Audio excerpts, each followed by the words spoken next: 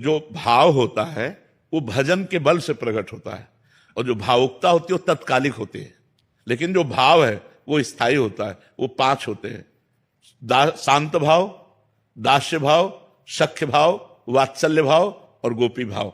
ये 5 भाव होते हैं, तपस्या और साधना से प्राप्त होते हैं जब हम भजन साधन करते हैं। और भावुकता होती है कि थोड़ी देर के लिए किसी व्यक्ति के प्रति हमारा, किसी घटना के प्रति हमारा, किसी की परिस्थिति के प्रति हमारा जो द्रवित हो जाना है उसे भावुकता कहते हैं। और साधना भक्ति से जो भाव की प्राप्ति होती है, जैसे शांत भाव, अम्मान अपमान सुख दुख लाभ हानि सब में वो समान शांत रहेगा।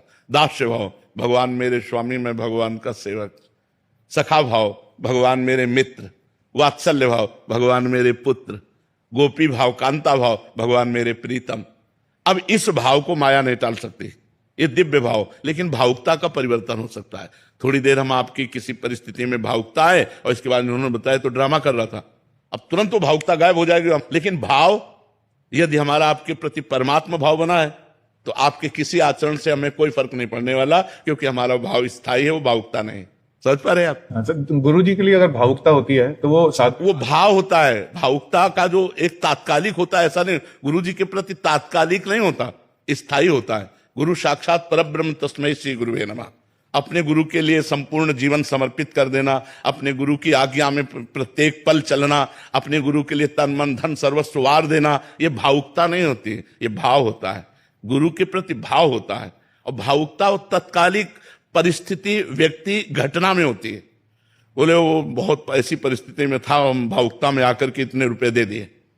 वो भावुकता में, घटना, परिस्थिति में जो आता है वो तात्कालिक होती है, लेकिन जो भाव होता है वो स्थायी होता है। गुरु के प्रति जो हमारा गुरु भाव है, गुरु साक्षात परब्रह्म, ये हमारा स्थायी भाव है, इसमें परिवर्तन नहीं होना चाहिए। तभी मोक्ष की प्राप्ति होती, तभी कल्याण की प्राप्ति होती। थोड़ा साधना करते समय भावुकता होती है तो ये नहीं, ये सतोगुणी है।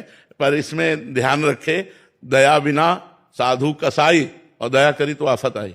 संभल करके, जैसे हिरन पर दया की, भरत जी के चरित्र में आता है, दया करके 2-4 दिन पोषण करके छोड़ देना था, लेकिन उसी में आसक्त हो गए तो अगला जन्म हिरन का हुआ। तो दया बिना साधु कसाई, और दया करी तो आफत आई। बहुत संभल के दया कर ली चाहिए, दया में फंसाव भी है। अगर हम यहाँ दया करें तो हम उसे आश्रय दे दें, हम खुद ना फंस जाए उसकी दया में। अगर फंस गए तो फिर हम ही पहले डूबेंगे माया में। इसलिए बहुत संभल करके, अपने भावुक लोग फंस जाते हैं, इसलिए भावुकता को संभालना चाहिए।